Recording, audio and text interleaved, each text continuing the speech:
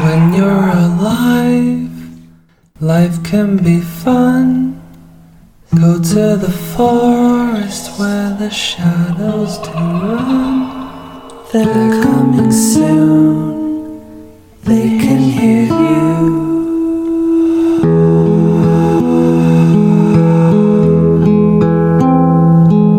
Story time.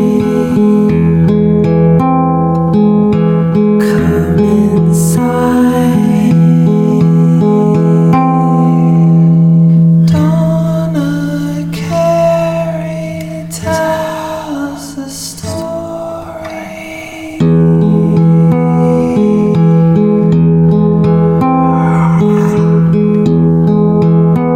Hey y'all, I'm Donna. And I'm Kerri. And we are Paranormal Chicks. And we are plugging right along with the 31 Nights of Halloween and loving every freaking minute of it. Oh yeah. I'll tell you one thing that I'm not loving.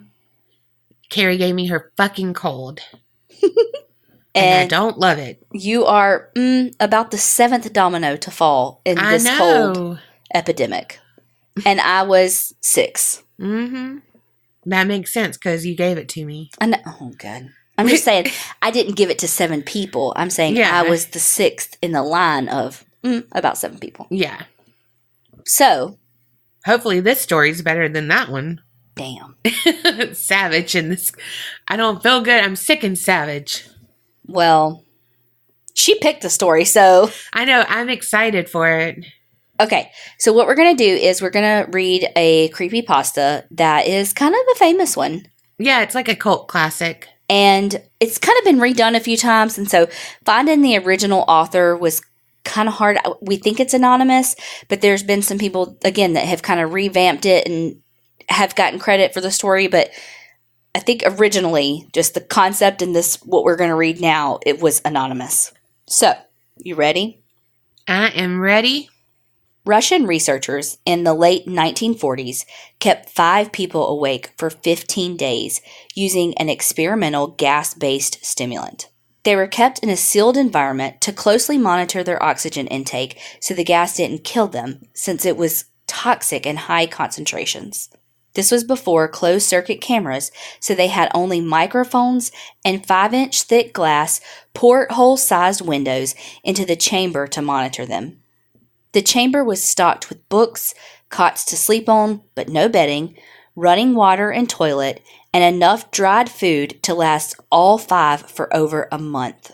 The test subjects were political prisoners deemed enemies of the state during World War II.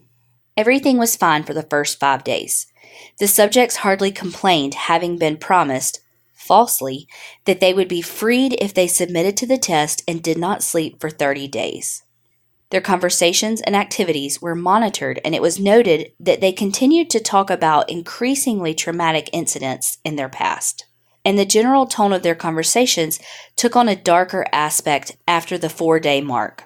After 5 days, they started to complain about the circumstances and events that led them to where they were and started to demonstrate severe paranoia. They stopped talking to each other and began alternately whispering to the microphones and one-way mirror portholes. Oddly, they all seemed to think they could win the trust of the experimenters by turning over their comrades, the other subjects in captivity with them. At first, the researchers suspected this was an effect of the gas itself. After 9 days, the first of them started screaming. He ran the length of the chamber, repeatedly yelling at the top of his lungs for 3 hours straight. He continued attempting to scream, but was only able to produce occasional squeaks. The researchers postulated that he had physically torn his vocal cords. The most surprising thing about this behavior is how the other captives reacted to it, or rather, didn't react to it. They continued whispering to the microphones until the second of the captives started to scream.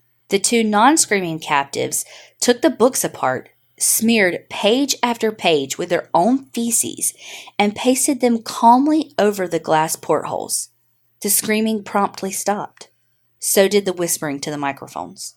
After 3 more days passed, the researchers checked the microphones hourly to make sure they were working, since they thought it impossible that no sound would be coming with 5 people inside. The oxygen consumption in the chamber indicated that all 5 must still be alive. In fact, it was the amount of oxygen 5 people would consume at a very heavy level of strenuous exercise. On the morning of the 14th day, the researchers did something they said they would not do to get a reaction from the captives. They used the intercom system inside the chamber, hoping to provoke any response from the captives they were afraid were either dead or vegetables. They announced, "We're opening the chamber to test the microphones. Step away from the door, lie flat on the floor, or you will be shot. Compliance will earn one of you your immediate freedom."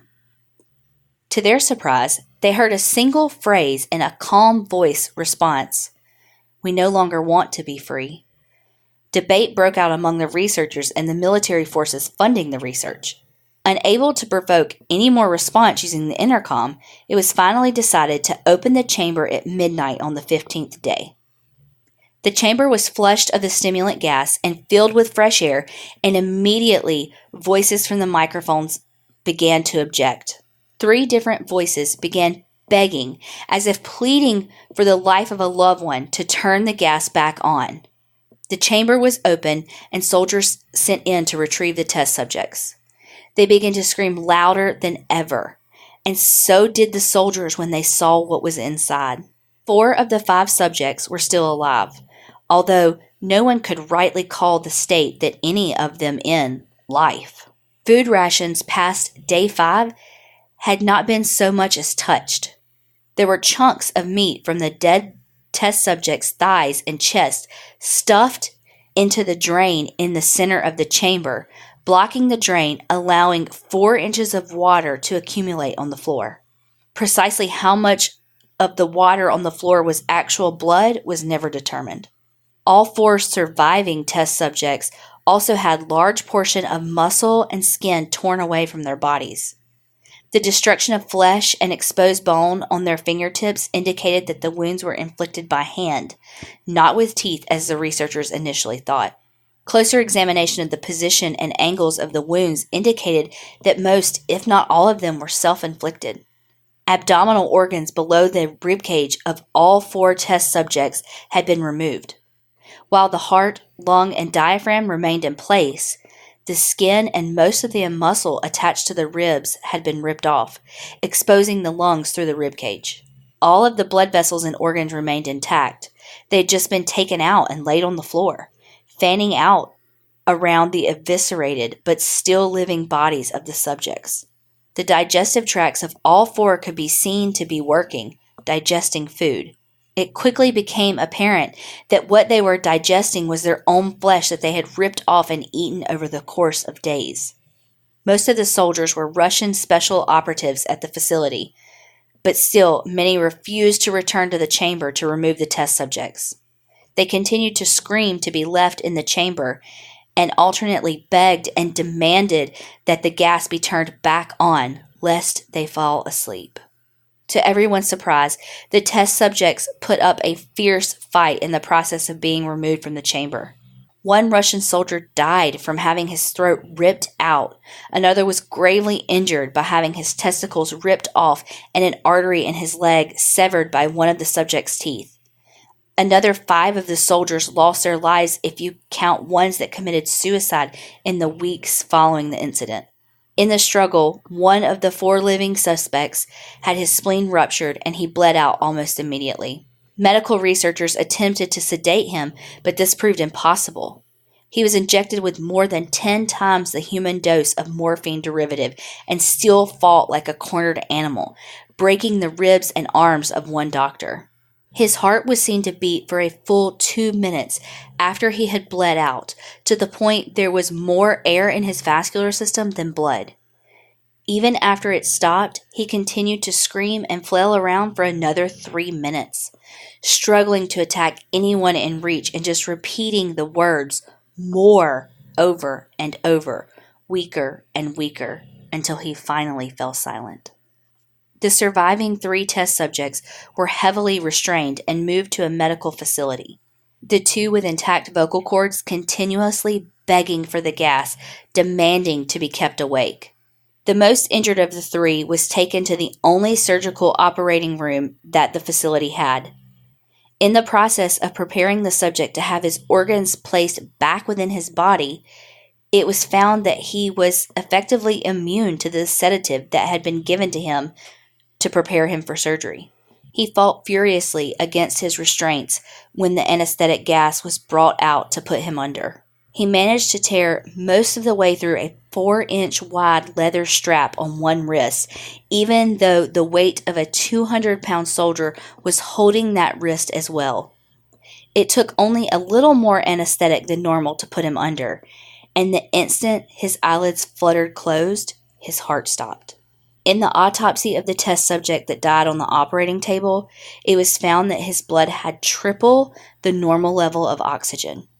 His muscles that were still attached to his skeleton were badly torn, and he had broken 9 bones in his struggle to not be subdued. Most of them were from the force his own muscles had exerted on them. The second survivor had been the first of the group of 5 to start screaming.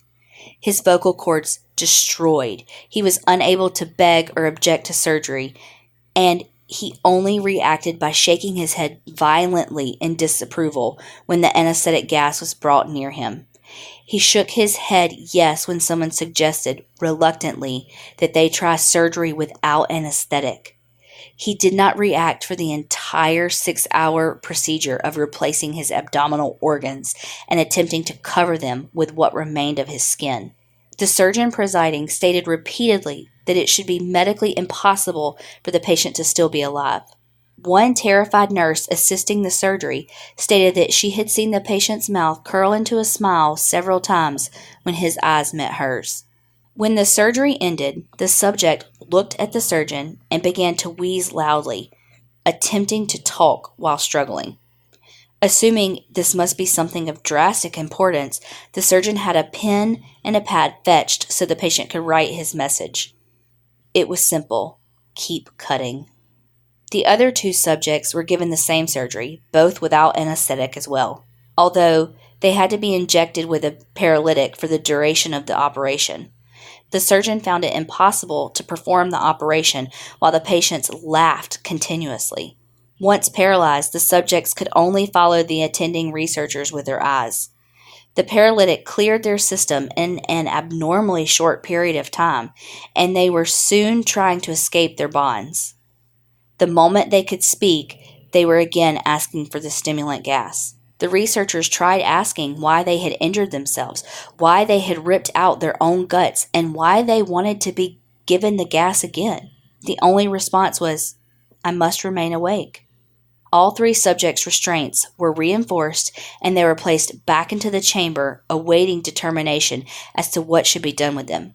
The researchers, facing the wrath of their military benefactors for having failed the stated goal of their project, considered euthanizing the surviving subjects. The commanding officer, former KGB agent, instead saw potential and wanted to see what would happen if they were put back on the gas. The researchers strongly objected, but were overruled. In preparation for being sealed in the chamber again, the subjects were connected to an EEG monitor and had their restraints padded for long-term confinement. To everyone's surprise, all 3 stopped struggling the moment it was let slip that they were going to be put back on gas. It was obvious at this point all 3 were putting up a great struggle to stay awake. One of their subjects that could speak was humming loudly and continuously. The mute subject was straining his legs against the leather bonds with all of his might, first left, then right, then left again, for something to focus on. The remaining subject was holding his head off of his pillow, blinking rapidly. Having been the first to be wired for EEG, most of the researchers were monitoring his brainwaves in surprise. They were normal most of the time, but sometimes flatline inexplicably. It looked as if he were repeatedly suffering from brain death before returning to normal. As they focused on paper scrolling out the brainwave monitor, only one nurse saw his eyes slip shut. At the same moment, his head hit the pillow. His brainwaves immediately changed to that of a deep sleep, then flatlined for the last time as his heart simultaneously stopped. The only remaining subject that could speak started screaming to be sealed in now. His brainwaves showed the same flat lines as the one who had just died from falling asleep. The commander gave the order to seal the chamber with both subjects inside, as well as 3 researchers. One of the named 3 immediately drew his gun and shot the commander point blank between the eyes, then turned the gun on the mute subject and blew his brains out as well. He pointed his gun to the remaining subject, still restrained to the bed, as the remaining members of the medical and research team fled the room. "I won't be locked in here with these things. Not with you," he screamed at the man strapped to the table. "What are you?" he demanded. "I must know." The subject smiled. "Have you forgotten so easily?" the subject asked. "We are you. We are the madness that lurks within all of you, begging to be free at every moment in your deepest animal mind. We are what you hide from in your beds every night. We are what you sedate into silence and paralysis while you go to the nocturnal haven where we cannot tread." The researcher paused, then aimed at the subject's heart and fired. The EEG flatlined as the subject weakly choked out, "So nearly free." We hope that y'all liked this creepypasta. It's one of the classics that we had to share because, hello, it's a classic. Thank y'all so much for listening, and we hope that you are loving 31 Nights of Halloween as much as we are. And more importantly, remember, Creep it real and don't get scared.